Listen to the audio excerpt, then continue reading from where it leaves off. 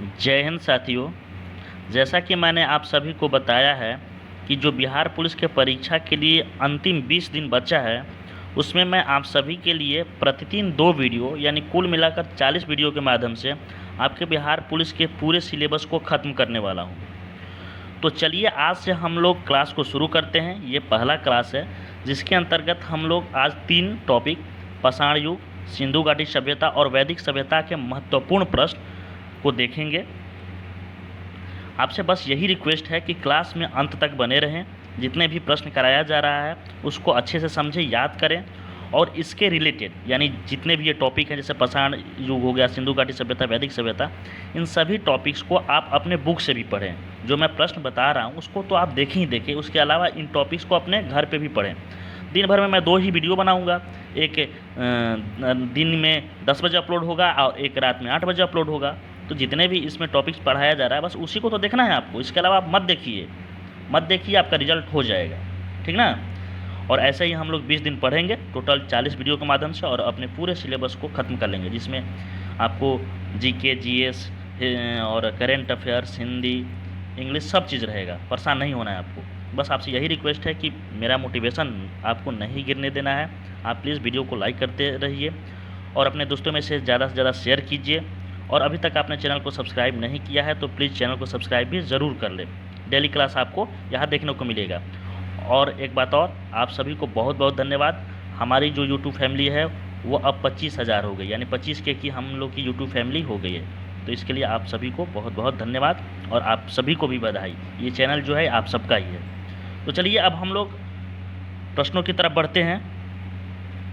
पहला प्रश्न देखते हैं। ये पाषाण काल से कुछ प्रश्न हैं, उसको देखते हैं। पहला प्रश्न है कि मानव द्वारा पाला गया प्रथम जानवर कौन सा था। तो मानव द्वारा पाला गया प्रथम जानवर कौन सा था, तो वो था कुत्ता। कुत्ता को मानव द्वारा पहली बार पाला गया था, ठीक ना। चलिए आगे बढ़ते हैं। अगला प्रश्न है भीमबेटका की गुफाएं किसके लिए प्रसिद्ध है। तो भीमबेटका जो मध्य प्रदेश में है, रायसेना जिला में, मध्य प्रदेश, इसको याद कर लीजिए। कभी कभी पूछ देता है भीमबेटका किस जिला में है, तो मध्य प्रदेश में है। तो भीमबेटका की जो गुफाएं हैं किसके लिए प्रसिद्ध है, तो वो शैल चित्रों के लिए प्रसिद्ध है, ठीक ना। शैल चित्रों के लिए प्रसिद्ध है। एक प्रश्न बहुत इंपॉर्टेंट है और इसका यदि आप पीडीएफ चाहते हैं स्क्रीनशॉट ले लीजिएगा, नहीं तो अगर पीडीएफ चाहते हैं तो आप सक्सेस ट्रैक टेलीग्राम चैनल को ज्वाइन कर लीजिए। वहाँ मैं इसका पीडीएफ क्लास होने के 5 या 10 मिनट के बाद डाल दूँगा। चलिए अगला प्रश्न है किस काल में मानव आखेटक यानी शिकारी था। आखेटक मतलब होता है शिकारी, यानी पशुओं की, जंतुओं को तीर धनुष मारकर, पत्थर से मारकर हत्या करके खाना खाते थे सब। तो ये किस काल में था, तो ये पूरा पाषाण काल में था। किस काल में, पूरा पाषाण काल में, ठीक ना। आगे बढ़ते हैं।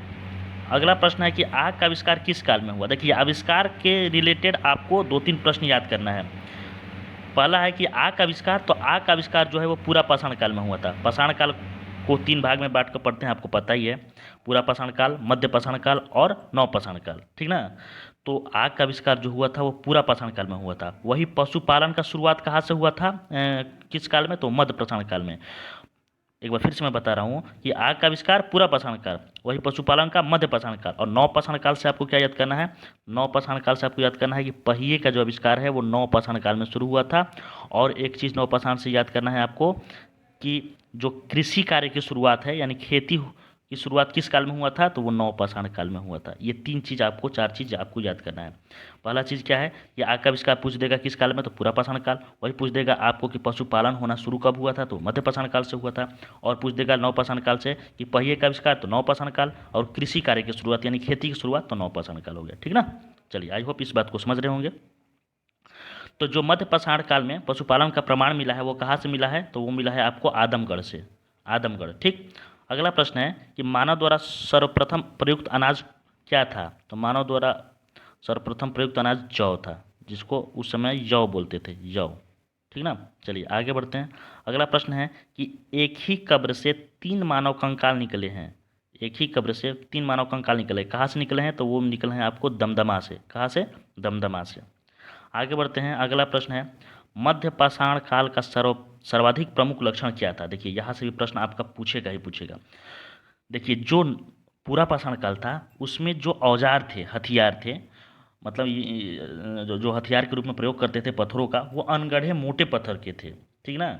और जो मध्य पाषाण काल में था वो उस हथियार को लघु कर लेते हैं, यानी सूक्ष्म कर लेते हैं, ठीक ना। और वही नव पाषाण काल में वही हथियार जो है वो पॉलिशदार हो जाता है। क्या हो जाता है? पॉलिशदार। इसको याद कर लीजिएगा। पूरा पाषाण काल में ऐसा ही थे, जैसे पत्थर होता है ना, अनगढ़े मोटे पत्थर होता है, लेकिन मध्य पाषाण काल में वही सूक्ष्म हथियार हो जाता है और नव पाषाण काल में वही हथियार पॉलिशदार हो जाता है। इसको याद कर लीजिएगा, ठीक। चलिए आगे बढ़ते हैं। अगला प्रश्न है, किस स्थान से पहली बार चावल का साक्ष्य मिला है? किस स्थान से पहली बार चावल का साक्ष्य मिला है? वो इलाहाबाद के कोल्डिहवा से मिला है। नेक्स्ट प्रश्न की तरफ बढ़ते हैं।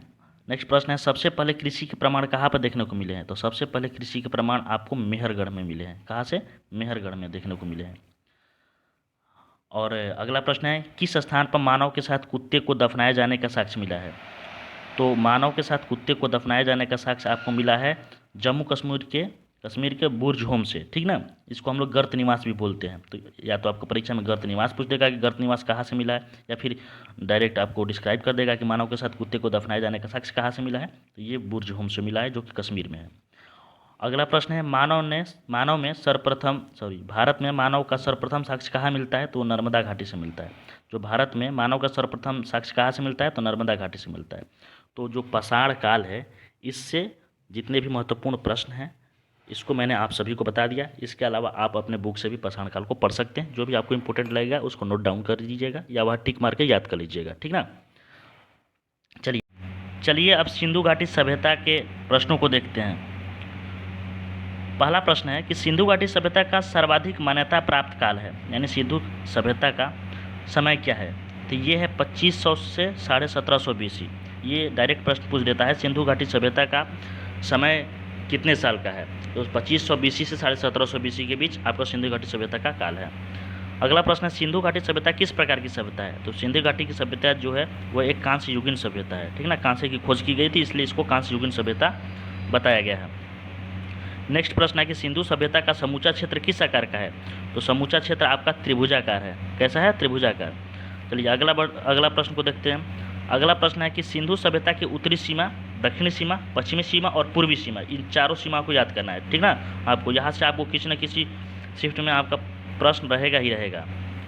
देखिए, सिंधु सभ्यता की जो सबसे उत्तरी सीमा है वो है मांडा, जो कि चिनाब नदी पर है, और ये कहाँ है? जम्मू कश्मीर में। इसको याद करना है। वही अगर दक्षिणी सीमा का बात किया जाए तो वो है दायमाबाद, जो कि महाराष्ट्र में है। वो आपको गोदावरी नदी की एक सहायक नदी है जिसको प्रवरा नदी बोलते हैं, उसके ऊपर है, ठीक। उसके बाद अगला बात करते हैं कि इसकी पश्चिमी सीमा कहाँ है? तो वो है सूतकांगेडोर, जो कि पाकिस्तान के बलूचिस्तान में है, जो कि दास्क नदी पर है। और उसके बाद पूर्वी सीमा का बात किया जाए तो पूर्वी सीमा यूपी के आलमगीरपुर में है और इसका हिंडन नदी के किनारे पर है, ठीक ना। एक बार फिर से मैं बता दे रहा हूँ, जो उसकी उत्तरी सीमा है वो मांडा है, जम्मू कश्मीर में है, जो कि चिनाब नदी पर है। सिंधु सभ्यता की दक्षिण सीमा जो दायमाबाद है वो महाराष्ट्र में है, वो आपको प्रवरा नदी पर है, जो गोदावरी नदी की एक सहायक नदी है। और इसकी पश्चिमी सीमा सूतकांगेडोर हो, और जो कि बलूचिस्तान में है, यानी पाकिस्तान में है, दासक नदी के किनारे पर है। और इसकी पूर्वी सीमा जो है वो यूपी के आलमगीरपुर है, जो कि हिंडन नदी पर है, ठीक ना। इसको आपको याद करना ही करना है। चलिए आगे बढ़ते हैं। अगला है कि सिंधु सभ्यता का नामकरण किसने किया था? तो सिंधु सभ्यता का नामकरण वो सर जॉन मार्शल ने किया था। सबसे पहले सिंधु सभ्यता को मतलब नाम दिया था कि ये सिंधु घाटी सभ्यता है, वो कौन थे? तो सर जॉन मार्शल थे। इसको याद कर लीजिएगा। आगे बढ़ते हैं। अगला प्रश्न है कि स्वतंत्रता प्राप्ति के बाद सर्वाधिक हड़प्पा कालीन स्थलों का पता कहाँ से चला है? देखिए, हड़प्पा कालीन और सिंधु घाटी सभ्यता में अंतर नहीं है। सिंधु सभ्यता को ही हड़प्पा सभ्यता भी बोला जाता है, इसलिए कि सबसे पहला जो खुदाई हुआ था वो हड़प्पा ही का हुआ था, ठीक ना। हड़प्पा जगह है, नाम है उसका, तो उसी का हुआ था, इसलिए इसको हड़प्पा सभ्यता भी बोला जाता है। तो स्वतंत्रता प्राप्ति के बाद पूछ रहा है कि भारत में सर्वाधिक हड़प्पा कालीन स्थलों का पता कहाँ से चला है? तो वो गुजरात से चला है, ठीक ना। ये पूछेगा, इसको भी याद कर लीजिएगा। जितने भी मैं प्रश्न बता रहा हूँ दोस्त, ये वेरी वेरी इंपॉर्टेंट है। आपका मैक्सिमम प्रश्न यही से पूछे जाने की संभावना है। और वो तो मैं आपको बता ही रहा हूँ कि इसके अलावा भी आप अपने घर पे अपने बुक से या फिर अपने नोट्स बनाए होंगे तो उसे आप अपना देख लीजिएगा। उसके अलावा भी अगर आपको कोई प्रश्न अच्छा लगता है तो उसको याद कर लीजिएगा, आपका सिलेबस कंप्लीट हो जाएगा। चलिए अगले प्रश्न की तरफ बढ़ते हैं। अगला प्रश्न है, हड़प्पा सभ्यता की मुख्य विशेषता क्या थी? तो देखिए, जो हड़प्पा सभ्यता था ये एक नगरीय सभ्यता था। इसका मुख्य विशेषता था नगर योजना प्रणाली, ठीक ना। नगर योजना प्रणाली इसकी मुख्य विशेषता थी। अगला प्रश्न है आईबीसी मतलब वही इंडस वैली सिविलाइजेशन यानी सिंधु घाटी सभ्यता में नगरों में घरों का विन्यास किस पद्धति से थी। तो जो उनके घरों का विन्यास था वो एक ग्रिड पद्धति से थी। ग्रिड मतलब जाली होता है, ऐसे ऐसे ऐसे नहीं होता है जाली। तो इनके जो सड़कें थी ये समकोण पर काटती थी यानी 90 डिग्री के एंगल पर काटती थी। ग्रिड पद्धति का इनका घरों का विन्यास था। ये सब आपको जानना चाहिए। अगला प्रश्न है इस सिंधु घाटी सभ्यता को आर्य यानी वैदिक सभ्यता यानी आर्यों द्वारा जो वैदिक सभ्यता था इससे पूर्व रखे जाने का कारण क्या है। तो इसका महत्वपूर्ण कारण है मृदभांड। मृदभांड का मिलना इसका प्रमुख कारण है। ठीक ना। आगे बढ़ते हैं कि कपास को यूनान के लोग किस नाम से पुकारते थे। तो कपास को यूनान के लोग सिंडन के नाम से पुकारते थे, सिंडन के नाम से। आपके परीक्षा में ये भी पूछ सकता है कि कपास की खोज सर्वप्रथम कब हुई थी। तो कपास की खोज सर्वप्रथम आपको सिंधु घाटी सभ्यता के ही समय हुई थी। ठीक ना। इसको भी आप याद कर लीजिएगा। विश्व में कपास के प्रथम उत्पादक सिंधु घाटी सभ्यता के ही समय। चलिए आगे बढ़ते हैं। अगला प्रश्न है सिंधु सभ्यता में चावल के उत्पादन के साक्ष्य कहाँ से प्राप्त हुए हैं। तो सिंधु घाटी सभ्यता में आपको चावल के जो उत्पादन के साक्ष्य है वो आपको रंगपुर और लोथल से प्राप्त हुए हैं। कहाँ से? रंगपुर और लोथल से। अगले प्रश्न की तरफ बढ़ते हैं। अगला प्रश्न है कि सिंधु घाटी सभ्यता के अंतर्गत सभी मकान पीछे की गली में खुलती थी यानी जितने भी खुदाई हुआ है उन सभी जो स्थल है उसका जो उनमें मकान था वो पीछे की तरफ खुलता था। लेकिन इसका एक अपवाद था यानी अपवाद का मतलब कि उसका जो है दरवाज़ा आगे की तरफ था। ठीक ना। यानी उसका जो मकान है वो आगे की तरफ खुलता था। वो कौन सा है? तो वो है आपको लोथल। इसको याद कर लीजिएगा, लोथल। ठीक। आगे बढ़ते हैं। किस स्थल पर फर्श के निर्मित अलंकृत ईंटों का प्रयोग किया गया है। तो वो कालीबंगा से इसका प्रमाण मिला है। ठीक ना। अलंकृत ईंटों का प्रमाण कहाँ से मिला है? कालीबंगा से मिला है। अगला प्रश्न है एकमात्र सिंधु घाटी सभ्यता का शहर जो दुर्ग रहित थी। एकमात्र सिंधु घाटी सभ्यता का शहर जो दुर्ग रहित थी वो कौन सा था? तो वो चन्हुदड़ो। आपको आंसर हो जाएगा चन्हुदड़ो। ठीक। युगल सावधान कहाँ से मिला है? युगल सावधान आपको आंसर हो जाएगा आपका लोथल। कौन सा हो जाएगा? लोथल। ठीक ना। युगल सावधान मतलब क्या होता है? युगल सावधान मतलब कि पति और पत्नी को एक साथ दफनाए जाने को युगल सावधान बोला जाता है। तो वो कहाँ से मिला है? लोथल से मिला है। अगला प्रश्न है घोड़े के अस्थि पंजर कहाँ से मिले हैं यानी घोड़े के कंकाल हड्डी कहाँ से मिले हैं। तो वो मिले हैं सुरकोटदा से, कालीबंगा से, लोथल से। मैक्सिमम आपको परीक्षा में सुरकोटदा ही ऑप्शन में रहता है। पूछ देगा घोड़े का अस्थि पंजर इनमें से कहाँ से मिला है तो उसमें ऑप्शन में सुरकोटदा रहेगा और बाकी दूसरा ऑप्शन रहेगा।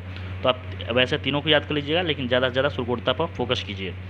अगला प्रश्न है कि हाथी के दांत कहाँ से मिले हैं। तो हाथी के दांत आपको कहाँ से मिले हैं? लोथल से मिले हैं। हाथी के दांत लोथल से मिले। आपको इसको याद करना ही करना है बाबू, रटना है, कैसे भी करना है, याद कर लेना है। ठीक ना। इसलिए कि यही सब परीक्षा में आपको प्रश्न पूछे जाएंगे। अगला प्रश्न है सिंधु सभ्यता का पतन नगर कौन सा था। तो सिंधु सभ्यता का पतन नगर आपको कौन है? लोथल है। ठीक ना, लोथल। नेक्स्ट प्रश्न है सिंधु सभ्यता के मोहरों पर किसका चित्र था। तो सिंधु सभ्यता के मोहरों पर एक सींग वाले जानवर का चित्र था। एक सींग वाले जानवर का चित्र था। अगला प्रश्न है आग में पकी हुई मिट्टी को क्या कहा जाता था। तो आग में पकी हुई मिट्टी को हम लोग टेराकोटा बोलते थे। क्या बोलते थे? टेराकोटा। ठीक। अगला प्रश्न है किस पशु के अवशेष सिंधु घाटी सभ्यता से प्राप्त नहीं हुए। ये पूछता है आपको कि किस पशु के अवशेष सिंधु घाटी सभ्यता से प्राप्त नहीं हुए हैं। तो शेर का प्राप्त नहीं हुआ है तथा गाय का, यानी गाय और शेर का अवशेष सिंधु घाटी सभ्यता से नहीं मिला है। चलिए सिंधु सभ्यता का जो लिपि थी वो कैसी लिपि थी। तो वो एक भाव चित्रात्मक लिपि थी जिसको हम लोग बुष्टफोदन भी लिपि बोलते हैं, बुष्टफोदन लिपि। ठीक ना। अगला है कि सिंधु घाटी के लोग विश्वास करते थे। तो सिंधु घाटी सभ्यता के लोग मातृशक्ति में विश्वास करते थे। किसमें? मातृशक्ति में। चलिए अगला प्रश्न है सिंधु सभ्यता के लोग किस धातु से परिचित नहीं थे। वहाँ पशु से था क्वेश्चन कि किस पशु से परिचित नहीं थे यानी उसका साक्ष्य नहीं मिला है। तो गाय और शेर का। और यहाँ किस धातु का साक्ष्य नहीं मिला है तो वो है लोहा। इसलिए कि लोहा का खोज तो आपको उत्तर वैदिक काल में हुआ था, इसलिए इसका साक्ष्य नहीं मिला है। चलिए अगला प्रश्न है किस हड़प्पा कालीन स्थल से नृत्य मुद्रा वाली स्त्री की कांस्य मूर्ति प्राप्त हुई है। तो मैंने आपको पहले भी बताया था कि जो कांस्य की मूर्ति है नर्तक की वो मोहनजोदड़ो से प्राप्त हुआ है। ठीक ना। और मोहनजोदड़ो का अर्थ होता है मृतकों का टीला। ठीक। क्या होता है? मृतकों का टीला। चलिए आगे बढ़ते हैं। अगला है हड़प्पा सभ्यता का लोथल स्थल कहाँ पर है। तो लोथल कहाँ है? तो लोथल आपको गुजरात पे है। लोथल गुजरात में। ठीक। धौलावीरा कहाँ है? ये भी गुजरात में है। मैं आगे इसको याद करवा दूंगा, टेंशन नहीं लेना है। सिंधु घाटी के लोग पूजा करते थे। तो सिंधु घाटी के लोग किसकी पूजा करते थे? तो पशुपतिनाथ की पूजा करते थे। पशुपतिनाथ की पूजा करते थे सिंधु घाटी सभ्यता के लोग। तो ये रहे आपको जो इम्पोर्टेंट सवाल मैंने आपको बताया है। ये इम्पोर्टेंट सवाल आपका सिंधु घाटी सभ्यता से था। और उससे पहले मैंने आप सभी को पाषाण काल से भी बता दिया है। चलिए आगे बढ़ते हैं। हमारा अगला टॉपिक था वैदिक सभ्यता। वैदिक सभ्यता, इसके जो प्रश्न इंपॉर्टेंट है उसको देख लेते हैं। चलिए, इसके अंतर्गत पहला प्रश्न है कि पूर्व वैदिक या ऋग वैदिक संस्कृति का काल माना जाता है। तो देखिए, वैदिक काल को दो भागों में पढ़ते हैं, दो भागों में बांटकर पढ़ते हैं। पहला है ऋग वैदिक काल, दूसरा है उत्तर वैदिक काल। तो ऋग वैदिक काल का समय है 1500 BC से 1000 BC और उत्तर वैदिक काल का समय है 1000 से 600 BC। ठीक, चलिए आगे बढ़ते हैं। अगला प्रश्न है लोकप्रिय गायत्री मंत्र का उल्लेख किस वेद में किया गया है। तो जो गायत्री मंत्र का उल्लेख है वो ऋग्वेद में किया गया है, ठीक ना, ऋग्वेद में। और आपको बताना है आप कमेंट करके कि ऋग्वेद के किस मंडल में गायत्री मंत्र का उल्लेख किया गया है। आपको कमेंट करके जरूर बताना है, अभी कमेंट कर दीजिए, नहीं तो बाद में भूल जाएंगे। अगला प्रश्न है शूद्र का सर्वप्रथम उल्लेख ऋग्वेद के किस मंडल में है। तो शूद्र शब्द का सर्वप्रथम उल्लेख ऋग्वेद के आपको 10वें मंडल में है, ठीक ना, 10वें मंडल में, 10म मंडल में। इसी में चातुर्वर्ण समाज की बात की गई है, यानी 4 वर्णों के बारे में बात किया गया है। अगला प्रश्न है ऋग्वेद में यमुना का कितनी बार उल्लेख मिलता है। तो ऋग्वेद है उसमें यमुना का कितनी बार उल्लेख मिलता है। तो इसका उत्तर हो जाएगा आपको 3 बार। ऋग्वेद में कितनी बार मिलता है, 3 बार। और सबसे पवित्र नदी के रूप में ऋग्वेद में किसको माना गया है। तो सबसे पवित्र नदी के रूप में आपको ऋग्वेद में क्या बोलते हैं, सरस्वती को माना गया है, सरस्वती को माना गया है, ठीक ना। और सबसे ज़्यादा सिंधु नदी के बारे में उल्लेख है। अगला प्रश्न है कौन सी वेद की रचना गद एवं पद दोनों में की गई है। कौन सी वेद की रचना गद एवं पद दोनों में की गई है, ये वेरी वेरी इंपॉर्टेंट सवाल है। और ये इसका आंसर हो जाएगा आपको यजुर्वेद। कौन सा, यजुर्वेद। और यजुर्वेद में ही यज्ञों के नियम एवं विधि विधानों का संकलन है, ठीक ना। यज्ञों के नियम विधि विधानों का संकलन, बलि की चर्चा सब यजुर्वेद में की गई है। चलिए अगला है भारतीय संगीत का जनक किस वेद को कहा जाता है। तो भारतीय संगीत का जनक आपको सामवेद को कहा जाता है। किस वेद को, सामवेद को कहा जाता है। अगला प्रश्न है कि ऋग्वेद में एक स्थान पर 10 राजाओं के युद्ध का उल्लेख है, जिसे हम लोग दशराग युद्ध भी कहते हैं, ठीक ना। यह युद्ध किस नदी के तट पर लड़ा गया था। तो देखिए जो 10 राग युद्ध है ये राजा सुदास और 10 राजाओं के बीच लड़ा गया था, ठीक। कौन से राजा सुदास थे इसको भी आप याद कर लीजिएगा, ये इंपॉर्टेंट है। राजा सुदास और उन 10 राजाओं के कबीले का नाम याद नहीं करना है, बस इनका याद कीजिए। राजा सुदास इनका नाम था। और ये किस नदी के तट पर लड़ा गया था। तो ये रावी नदी के तट पर। इसका पुराना नाम पुरसणी है, तो इसको भी आप याद कर लीजिएगा। रावी या फिर ऑप्शन में पुरसणी भी रहेगा तो उसका आंसर वही हो जाएगा। नेक्स्ट प्रश्न है गायत्री मंत्र की रचना किसने की थी। तो गायत्री मंत्र की रचना आपको विश्वामित्र जी ने की थी। अगला प्रश्न है किस ऋषि ने दक्षिण भारत का आर्यीकरण किया था। तो दक्षिण भारत का आर्यीकरण किसने किया था। तो अगस्त ऋषि ने किया था, ठीक। चलिए अगला प्रश्न है कि वैदिक साहित्य में अथर्ववेद को क्या कहा गया है। तो वैदिक साहित्य में अथर्ववेद को ब्रह्मवेद कहा गया है। अगला प्रश्न है सत्यमेव जयते किस उपनिषद से उद्यत है। तो सत्यमेव जयते वो मुंडकोपनिषद से आपको उद्यत है। अगला प्रश्न है प्रारंभिक वैदिक समाज मुख्यतः किस पर आधारित था। तो प्रारंभिक वैदिक समाज था वो मुख्यतः पशुपालन पर आधारित था। उसके बाद धीरे धीरे कृषि शुरुआत हो गई। अगला है आर्यों का पेय पदार्थ कौन सा था। तो वो सोम था, यानी सोम को आर्यों का पेय पदार्थ के रूप में जाना जाता है। नेक्स्ट प्रश्न है जीवन भर अविवाहित रहने वाली महिलाएं वैदिक सभ्यता में किस नाम से जानी जाती थी।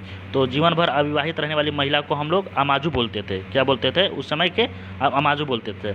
अगला प्रश्न है गोत्र प्रथा की स्थापना कब हुई थी। तो गोत्र प्रथा की स्थापना आपको उत्तर वैदिक काल में की गई थी। उत्तर वैदिक काल में गोत्र प्रथा की स्थापना की गई थी, ठीक ना। चलिए आगे बढ़ते हैं। देखिए यहाँ इंपॉर्टेंट है, इसको देख लीजिए। वेदों की संख्या आपको पता ही है कि वेदों की संख्या 4 है, वेदांगों की संख्या 6 है, संस्कारों की संख्या 16 है और उपनिषदों की संख्या 108 है। ये डायरेक्ट प्रश्न पूछ देगा उपनिषदों की संख्या कितनी है। ऑप्शन में रहेगा 108, 6, 4, 18। तो इसको आपको याद करना ही करना है। वेदों की संख्या 4, वेदांगों की संख्या 6, संस्कारों की संख्या 16 और उपनिषदों की संख्या 108। वही अगर पुराणों की संख्या की बात की जाए तो पुराणों की संख्या 18 है। कितनी है, 18। और उन 18 पुराणों में से मात्र 5 पुराण, यानी केवल 5 पुराणों में राजाओं की वंशावली पाई जाती है। और आपको ये पूछ सकता है कि कितने पुराण में राजाओं की वंशावली पाई जाती है। तो आपका आंसर हो जाएगा 5। और वो कौन कौन सा है, मत्स्य पुराण, वायु पुराण, विष्णु पुराण, ब्राह्मण पुराण और भागवत पुराण, ठीक ना। कौन कौन सा पुराण, मत्स्य पुराण, वायु पुराण, विष्णु पुराण, ब्राह्मण पुराण और भागवत पुराण। कभी कभी परीक्षा में यह भी पूछ देता है कि मत्स्य पुराण किससे संबंधित है। तो मत्स्य पुराण आपका है सातवाहन वंश से संबंधित, सातवाहन वंश, ठीक। ये याद कर लीजिए, लिख लीजिएगा या फिर आपके बुक में होगा ही। मत्स्य पुराण जो है वो सातवाहन वंश से। वायु पुराण जो है वो आपको क्या बोलते हैं, गुप्त वंश से है।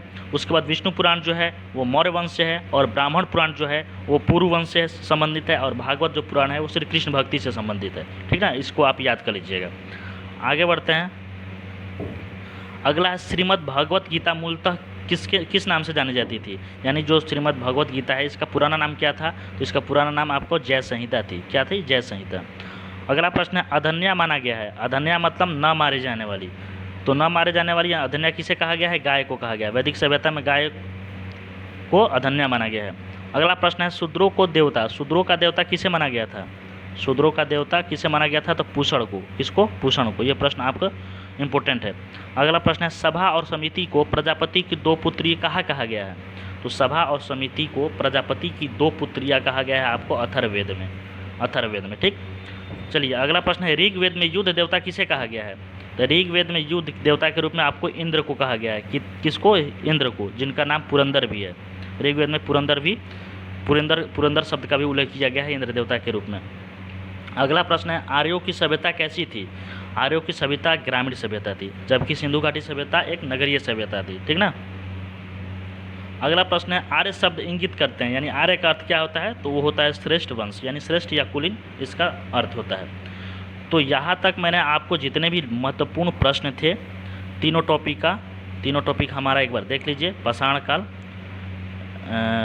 काल हो गया आपको, एक सेकेंड मैं आप दिखा दे रहा हूँ अच्छे से। पाषाण युग, सिंधु घाटी सभ्यता, वैदिक सभ्यता, इन तीनों सभ्यता से जितने भी महत्वपूर्ण और वीवीआई एक्सपेक्टेड प्रश्न थे मैंने आपको बता दिए। इसके अलावा अपने घर पे भी इन टॉपिक्स को अपने बुक्स या फिर स्टडी मटेरियल से आप पढ़ सकते हैं। इसका पीडीएफ है आपको टेलीग्राम चैनल पर मिल जाएगा।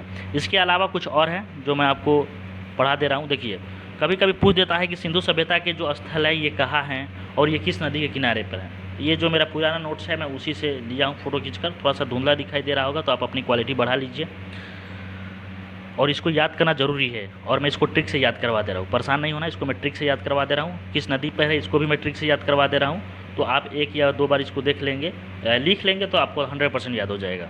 चलिए थोड़ा सा मैं इसको बड़ा कर दे रहा हूँ जिससे कि आपको साफ साफ दिखाई दे। सबसे पहले बात करते हैं कि हड़प्पा है वो कहाँ है। तो हड़प्पा है वो पाकिस्तान में है। कहाँ है? पाकिस्तान में। कैसे याद करेंगे? तो देखिए हड़प्पा मतलब हड़पना।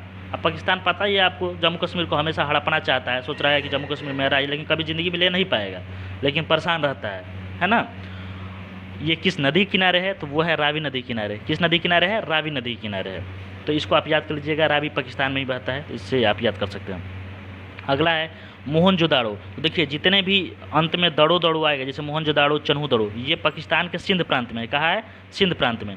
आप यहाँ इसका ज़िला भी याद नहीं कीजिएगा तो चल जाएगा, कांस्टेबल लेवल में इतना डीप से नहीं पूछेगा आई होप, लेकिन ये ज़रूर पूछेगा कि कहाँ है। तो पाकिस्तान में है, सिंध प्रांत में, यानी जितने भी अंत में दड़ो रहेगा वो आपको पाकिस्तान के सिंध प्रांत में मिलेगा। और किस नदी किनारे रहेगा? तो सिंधु नदी किनारे रहेगा। ठीक ना, सिंधु नदी, यानी जिसके अंत में दड़ो रहेगा, जैसे कि मोहनजोदड़ो, चन्हूदड़ो, ये सिंधु नदी किनारे रहेगा, पाकिस्तान में सिंध नदी किनारे। चलिए समझ गए। चलिए आगे बढ़ते हैं। अगला है कालीबंगन। देखिए कालीबंगन में आ रहा है आपका बैगन, आ रहा है ना, बंगन या बैगन। ठीक, तो ये जो बैगन है ये देखते हैं लोग ठेला पर बेचते हैं गांव घरों में। तो कैसे बेचते हैं? घर घर जाकर। कैसे जाकर? घर से घर घर जाकर। और एक स्थान पर खड़े होकर नहीं बेचते हैं, वो एक स्थान से दूसरे स्थान तक जाते हैं, यानी एक स्थान से दूसरे स्थान तक जाते हैं। तो यहाँ से राजस्थान में स्थान आ गया, यानी जो बैगन है वो एक स्थान से दूसरे स्थान पर जाकर बेचते हैं, घर घर बेचते हैं। यहाँ से आप इसको कोरिलेट करके वर्ड को याद कर सकते हैं। अगला है कोट दीजी। कोट दीजी ये है आपका सिंध प्रांत के खैरपुर स्थान में, और ये सिंधु नदी किनारे है, तो इसको भी याद कर सकते हैं। सिंधु नदी ये ज़्यादा इम्पोर्टेंट नहीं है, पूछेगा नहीं, लेकिन लिख दिए हैं तो बता दिए। अगला प्रश्न है रंगपुर। रंगपुर किस नदी किनारे है? तो रंगपुर आपको मादर नदी किनारे है और ये गुजरात में है। देखिए रंगपुर में रंग आ रहा है, क्या आ रहा है? रंग आ रहा है ना। रंग यदि मान लीजिए होली खेल रहा है कोई, होली खेल रहा है ना, तो रंग अगर आपको कोई रात में डाल देगा तो कैसे आपको लगेगा? एकदम पूरा दिमाग खराब हो जाएगा आपका। तो देखिए गुजरात में आपको अंत में रात आ रहा है, तो रंग आपको अगर कोई रात में डाल देगा तो दिमाग खराब हो जाएगा। उसके बाद आप गाली बकिएगा ही, ठीक ना। अब मादर से कौन सा गाली आएगा आपको पता ही है, अब तो मैं यहाँ बोलूँगा नहीं। मादर जात मान लीजिए यही गाली है, तो इसको कोरिलेट करके याद कर लीजिए। कैसे भी याद करना है भाई, ठीक ना। यहाँ मेरा मेन लक्ष्य है आपको कैसे भी याद कराना, कुछ भी बोल दूंगा, बस याद करना है तो करना है। चलिए आगे बढ़ते हैं। अगला है रोपड़। रोपड़ रोपड़ है, ये है आपको पंजाब में और ये सतलज नदी किनारे है। तो रोपड़ से आप याद कर लीजिए कोई भी रोप देना, जैसे मान लीजिए कि धान रोपाई होता है, उसके बाद होता है ना बहुत सारे चीज़ों का, फसलों का रोपाई होता है, तो उससे आप याद कर सकते हैं सतलज नदी के किनारे है और ये पंजाब में है। ये पूछता है, इंपॉर्टेंट है। अगला है लोथल, ये है गुजरात में और ये है भोगवा नदी किनारे। ये आपको इंपॉर्टेंट याद कर लीजिएगा। तो देखिए लोथल में थल है, यानी थल थल, यानी जो बहुत ज़्यादा मोटे हो जाते हैं उनके शरीर थल थल हो जाता है, तो वो अंत में भोगने लगते हैं। भोगने का मतलब होता है कि मतलब बहुत कष्ट उनको होने लगता है, ठीक ना। और रात में वो अच्छे से सो नहीं पाते हैं, रात में अच्छे से सो नहीं पाते हैं। यहाँ से आपको रिलेट करके याद कर लीजिएगा। जो लोथल है वो भोगवा नदी किनारे है और गुजरात में है। इसको कैसे कोरिलेट याद करना है, लोथल में थल थल है, जिसका शरीर थल थल हो जाता है, मोटे हो जाते हैं, वो भोगने लगते हैं लास्ट में, अंत में। और रात में वो अच्छे से सो नहीं पाते हैं, उनको अच्छी सी नींद नहीं आती, इसलिए कि ज़्यादा मोटे हो जाएंगे तो नींद नहीं आएगी, उनको बहुत सारा कष्ट होगा। इसको आप याद कर सकते हैं। अगला है आलमगीरपुर। आलमगीरपुर आपको हिंडन नदी किनारे है, यूपी में है, मैंने आपको बताया ही था। इसका जो सिंधु घाटी सभ्यता का जो पूर्वी छोर था ये आलमगीरपुर ही है। सुत कंगडोर भी मैंने आपको बताया था, दास नदी किनारे है, ये पाकिस्तान में है, इसको याद कर लीजिएगा। बनमाली है आपको रंगोई नदी किनारे, हरियाणा में। बनमाली है रंगोई नदी किनारे हरियाणा में। इसको कैसे याद कीजिएगा, देखिए बनमाली में आ रहा है माली।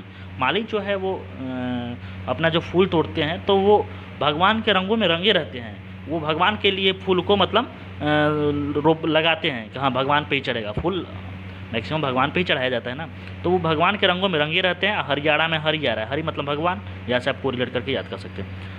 यहाँ पर दो है, धौलावीरा का है लूनी नदी किनारे कच्छ जिला में है, और राखीगढ़ी जो है वो हरियाणा में है, राखीगढ़ी हरियाणा में, आप इसको याद कर लीजिएगा। चलिए तो यहाँ तक मैंने आपको याद करवा दिया, ये इंपॉर्टेंट है। यदि आपके बुक में ये है तो वहाँ से भी याद कर लीजिए, और आपको यदि कोई भी ट्रिक याद है तो उसे भी याद कर सकते हैं। मेरा मेन लक्ष्य था इसको याद कराना, इसलिए मैंने अपने सुविधा अनुसार बता दिया। चलिए आगे बढ़ते हैं। देखिए ये भी आपको परीक्षा में प्रश्न पूछता है कि ऋग्वेद के ज्ञानी को क्या कहते हैं, इसके ब्राह्मण ग्रंथ कौन है, इसके उपवेद कौन है, तो इसको भी याद करना जरूरी है।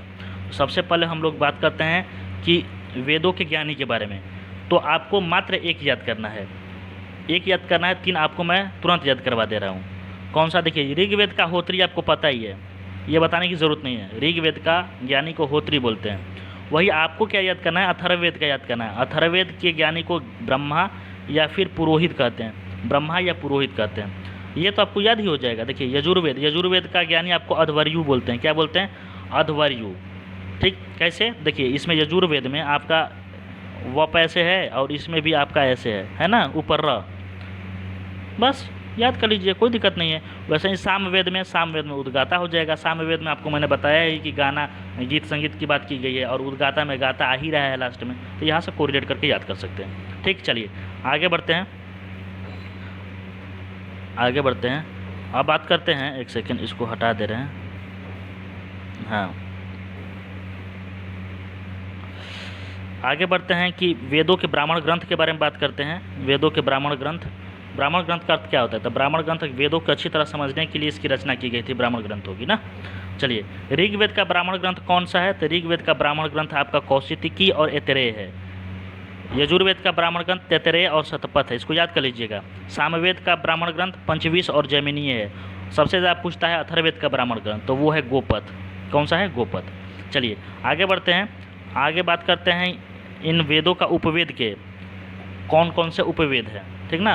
वेदों की निकली शाखाओं रूपी वेद ज्ञान को ही उपवेद कहते हैं। तो वेदों के उपवेद को हम देख लेते हैं। ऋग्वेद का उपवेद कौन सा है, आयुर्वेद। ऋग्वेद का आपको उपवेद आयुर्वेद।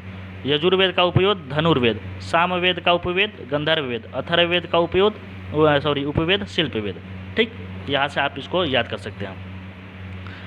आगे है कि इन उपवेद के ज्ञानी को क्या कहते हैं, तो देखिए आयुर्वेद के ज्ञानी को प्रजापति बोलते हैं, धनुर्वेद के ज्ञानी को विश्वामित्र बोलते हैं, गंधर्ववेद के ज्ञानी को नारद बोलते हैं, और शिल्पवेद के ज्ञानी को विश्वकर्मा बोलते हैं। इसको भी ट्रिक से याद कराने का आपको मैं थोड़ा सा प्रयास करता हूँ। देखिए ऋग्वेद में आपको बहुत सारे मंत्र उंत्र है, आपको पता ही है। आयुर्वेद में भी लगभग आपको ऐसा लगता है कि आयुर्वेदिक कोई दवाई कराते हैं तो वो मतलब ये इंग्लिश दवा की तरह नहीं होता है। मान लीजिए उसमें मंत्र वंत्र के कुछ बात में चर्चा किया गया, आपको इसको कोरिलेट करके याद याद कर लीजिएगा। यजुर्वेद में मैंने आपको बताया था यज्ञ योग के बारे में बताया गया है, यज्ञ में नियम हो, तो आपको पता है यज्ञ योग पहले होता था, घोड़ा छोड़ा जाता था तो युद्ध हो जाता था, कोई घोड़ा पकड़ लेता था, तो पता है ना आपको, देखे होंगे महाभारत रामायण में। तो धनुर्वेद में यहाँ पर धनुष के बारे में चर्चा किया गया है, धनुर्वेद आपको पता ही है। तो यजुर्वेद थे, आप इसको कोरिलेट करके याद कर सकते हैं। सामवेद गीत संगीत की बात की गई है, और गंधर्व वेद में आपको पता है कि पहले के गंधर्व लोग बहुत गीत संगीत सुनते थे, डांस कराते थे, सामने बैठे हैं और नचनिया से डांस करा रहे हैं, तो इस यहाँ से याद कर सकते हैं। अथर्ववेद में शिल्प वेद की बात किया गया है, किस चीज़ का, शिल्प वेद के बारे में बात किया गया है, यह याद कर सकते हैं। और इनके ज्ञानी के बारे में याद करना है तो आयुर्वेद के ज्ञानी आपको प्रजापति हो जाएंगे, धनुर्वेद के ज्ञानी विश्वामित्र हो जाएंगे। विश्वामित्र आपको पता ही है कि शिक्षा देते थे पहले, तो ये मान लीजिए कोरिलेट कर लीजिए कि ये धनुर्विद्या की शिक्षा देते थे।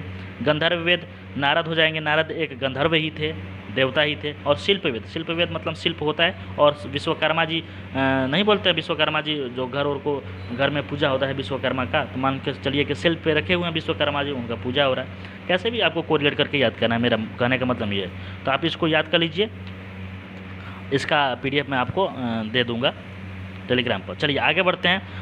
अगला है ऋग वैदिक नदियों के वर्तमान नाम, ठीक ना, ऋग वैदिक नदियों के वर्तमान नाम। ये भी पूछ देता है कि, सॉरी एक सेकेंड, इसको यहाँ कर लेते हैं। चलिए ऋग वैदिक नदियों के वर्तमान नाम के बारे में बात करते हैं। तो देखिए सिंधु के वर्तमान नाम क्या है, सिंधु ही है, पहले भी वही नाम था। सरस्वती का चीतंग, इसको कैसे याद करेंगे, सरस्वती माता हमारे पास नहीं रहेगी तो हमें चिंता होगी, क्योंकि विद्या ही सब कुछ है, विद्या नहीं रहेगा हमारे पास तो ना हम खा पाएंगे, कुछ नहीं कर पाएंगे, कमा ही नहीं पाएंगे तो क्या कुछ कर पाएंगे, ठीक ना। तो यहाँ से कोरिलेट करके याद कर सकते हैं। विस्तता का नया नाम हो गया है झेलम। विस्तता से आप याद कर सकते हैं, विस्तता में विष आ रहा है और झेलना में झेलना आ रहा है। अगर आप विष पी लेंगे तो आप झेलेंगे ही, मर जाएंगे पहले तो झेलेंगे ही, ठीक ना। अगला है क्रभु का आपका वर्तमान नाम कुर्रम है। तो देखिए यहाँ पे एक ही जैसा है, इसको याद कर सकते हैं। यहाँ पे कुंभा का वर्तमान नाम काबुल है। तो देखिए कुंभा में आ रहा है कुंभ मेला में इतनी भीड़ हो जाती है कि प्रशासन को काबू करना मुश्किल पड़ जाता है, ठीक ना। तो यहाँ पे आप इसको कोरिलेट करके याद कर सकते हैं। आगे बढ़ते हैं। अगला है पुरसड़ी। तो पुरसड़ी मैंने आपको बताया ही है कि जो दसरा के युद्ध हुआ था वो पुरसड़ी यानी रावी नदी किनारे पर हुआ था, उसको याद कर लीजिए। अगला है बिपाशा, जो कि ब्यास नदी किनारे पे है, यही महत्वपूर्ण प्रश्न है, इसको पूछा जाता है, इसको याद कर लीजिए। अगला है द्रुष्टद्युति घग्गर। द्रुष्टद्युति क्या है, घग्गर नदी किनारे पे है। सुवस्तु देखिए ये एक ही जैसा है, सुवस्तु और स्वात, ठीक कि सॉरी द्रुष्टद्युति घग्गर नदी किनारे बोल दिए, द्रुष्टद्युति का नया नाम घग्गर है, ठीक ना। अस्किनी का नया नाम आपका क्या है, चिनाब है। अब देखिए इसको कैसे याद कर सकते हैं, देखिए अस्किनी में किनी आ रहा है और चिनाब में आपको इसको अगर चीनी भी याद कीजिए, चीनी भी लिखेंगे तो चीनी आ जा रहा है ना, तो आपको इसको कोरिलेट करके याद कर सकते हैं, ठीक। चलिए आगे बढ़ते हैं। अगला है सदानीरा। सदानीरा का नया नाम है गंडक। कौन सा है, गंडक। यहाँ तक समझ गए। कभी कभी आपको परीक्षा में पूछ देता है कि सप्त सिंधु में इनमें से कौन सी नदियाँ नहीं थी। तो सप्त सिंधु यानी 7 नदियों का समूह, जिसमें सिंधु, सरस्वती, झेलम, चिनाब, रावी, व्यास और सतलज, ये 7 नदियाँ सप्त सिंधु कहलाती थी। आगे बढ़ते हैं। आगे बात करते हैं, हमारा इस वीडियो का ये आखिरी स्लाइड है जिसमें हम लोग महत्वपूर्ण अभिलेख को भी देख लेते हैं। महत्वपूर्ण अभिलेख को हम लोग मैक्सिमम ट्रिक से याद कर लेंगे, यही से आपको प्रश्न परीक्षा में पूछेगा, अभिलेख से पूछेगा। तो देखिए पूछता है परीक्षा में यही प्रश्न कि ये अभिलेख किस शासक के संबंधित है, ठीक ना, ये अभिलेख किस शासक से संबंधित है। तो पहला अभिलेख के बारे में बात की जाए कि जो हाथी गुम्बा अभिलेख है, ये जो कि उड़ीसा में है, वो किस शासक से संबंधित है, तो वो है कलिंग राज खारवेल। किस शासक से, कलिंग राज खारवेल से संबंधित है। इसको कैसे याद कीजिएगा, तो देखिए हाथी गुम्फा में हाथी आ रहा है, क्या आ रहा है, हाथी, और यहाँ कलिंग राज में राज आ रहा है। तो पहले के राजा महाराजा जानते ही हैं कि हाथी का इस्तेमाल करते थे युद्ध में, यहाँ से आप कोरिलेट करके याद कर सकते हैं, ठीक ना। अगला है जूनागढ़, जिसको हम लोग गिरनार भी बोलते हैं, जो कि गुजरात में है। ये किस शासक से संबंधित है, तो ये रुद्रदामन से संबंधित है। इसको आप एक फनी वे में याद कर सकते हैं, जिसमें जूनागढ़ में आ रहा है आपका जूना को आप चूना समझिए, चूना जो आप सुरती चूना खाते हैं, खैनी चूना नहीं खाते हैं, बिहार में तो खैनी सुरती से प्रसिद्ध है ये चीज़। तो उसमें आप खैनी में अगर चूना नहीं मिलेगा तो आपका मन लगेगा, नहीं मन लगेगा, मन नहीं लगेगा कि आप खइबे नहीं कर पाइएगा, नहीं काटने लगेगा ना, ज़्यादा हो जाएगा खैनी तो उसको आप कोरिलेट करके याद कर सकते हैं। अगला है नासिक। नासिक गौतमी बलश्री, इसको याद कर लीजिएगा। नासिक जो अभिलेख है वो किससे संबंधित है? गौतमी बलश्री से। चलिए अगला बात करते हैं। अगला है प्रयाग प्रशस्ति। प्रयाग प्रशस्ति जो है वो यूपी में है, पता ही है। ये समुद्रगुप्त से संबंधित है। किससे? समुद्रगुप्त शासक से आपको संबंध रखता है।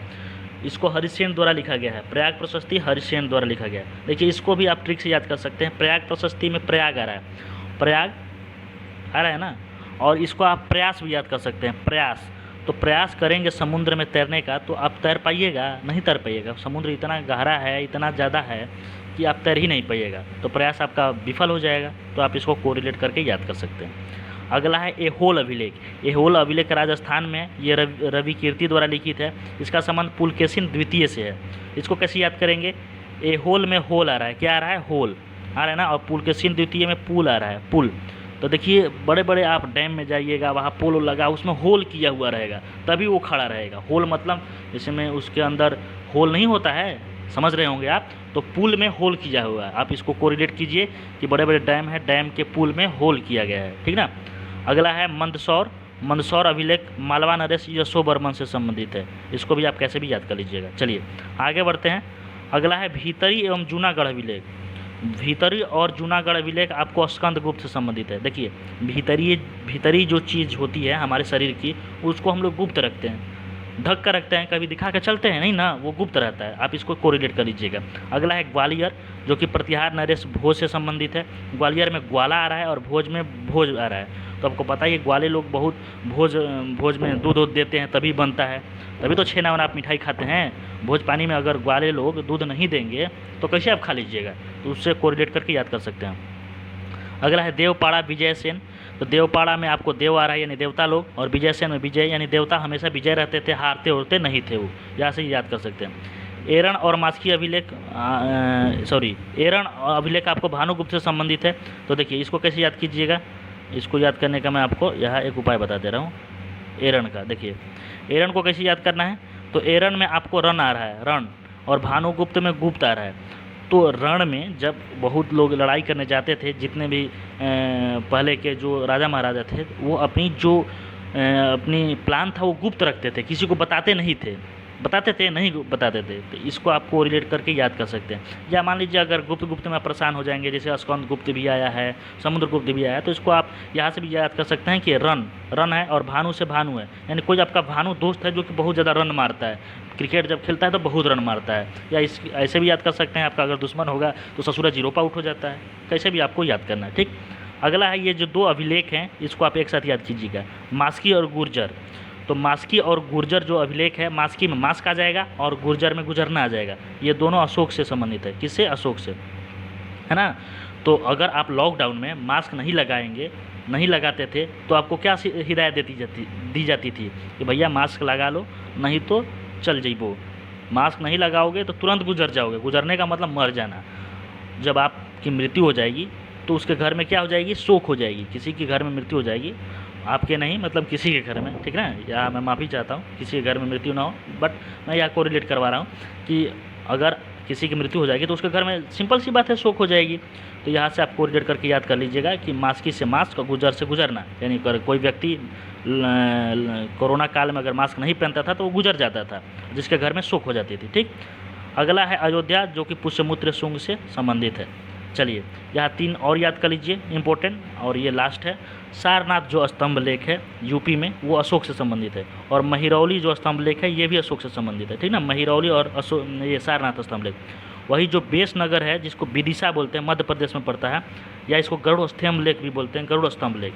बेस नगर, विदिशा या गरुड़ स्तंभ लेख, ये किससे संबंधित है? ये आपके परीक्षा में पूछ सकता है। तो ये आपका हेलियोडोरस से संबंधित है। किससे संबंधित है?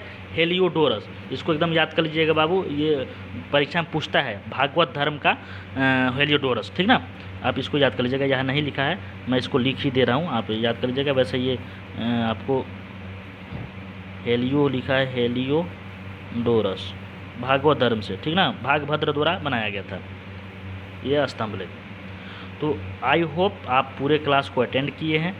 थोड़ा सा अगर इसमें सुधार चाहते हैं, ये पहला क्लास था मेरा, तो थोड़ा हो सकता है हड़बड़ाहट हो, जल्दीबाजी होता है, पहले पहले थोड़ा सा आदमी हेजिटेट रहता है। बाकी इसका अगला क्लास शाम के 8 बजे पॉलिटी रहेगा, जिसमें आपको नागरिकता भाग 2, मूल अधिकार भाग 3, डीपीएसपी भाग 4 और मौलिक कर्तव्य भाग 4 के ये चारों टॉपिक को मुझे आज रात के 8 बजे पढ़ाना है, तो उसको भी देखना ना भूलें। आप डेली क्लास कीजिए, मात्र 20 दिन पढ़ाना है आपको, टोटल मिलाकर 40 वीडियो आपको देखना है।